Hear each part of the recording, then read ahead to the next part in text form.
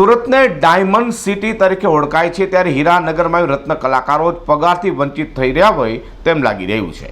તો સુરતમાં છેલ્લા 3 મહિનાથી લેબગ્રાઉન્ડ બનાવતી ભંડેરી ડાયમંડ કંપની દ્વારા રત્ન કલાકારોને પગાર ન અપાતા 600થી વધુ કારીગરો રોષે ભરાયા હતા અને તોડફોડ કરતા મામલો ગરમાયો હતો. હીરાનગરી સુરતમાં છેલ્લા ઘણા સમયથી CVD એટલે કે કેમિકલ વેપર ડિપોઝિશન ડાયમંડની બોલબાલા ચાલતી હતી. જો કે આ CVD એટલે કે લેબગ્રાઉન્ડ ડાયમંડનો ફૂગો ફૂટી ગયો હોય તેવી ઘટનાઓ સામે આવી રહી છે.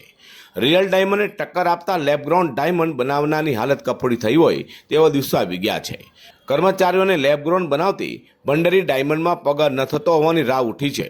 વરાછાના ઉમિયાધામ રોડ પર આવેલા ભંડેરી ડાયમંડની કંપનીના આશરે 600થી વધુ કારીગરોને છેલ્લા 3 મહિનાનો પગાર ન મળતા રોષે ભરાયા છે.